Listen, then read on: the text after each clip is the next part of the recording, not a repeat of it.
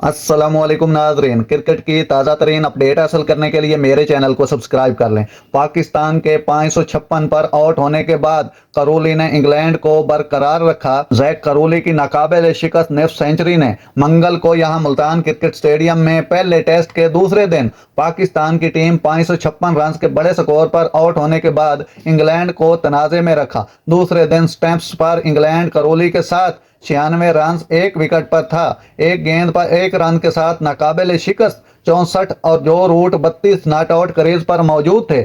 دورہ کرنے والی ٹیم نے اپنی پہلی اننگز کا آغاز ایک متزلزل تھا کیونکہ اس نے اپنے عبوری کپتان اولی پوپ کو 2 گیندوں پر 0 پر کھو دیا، لیکن کرولی نے تیز دستک کے ساتھ انگلینڈ کے لیے حیران کن بحالی کی، جبکہ روٹ نے کھیل کے اختتام تک محتاط انداز میں کھیلا۔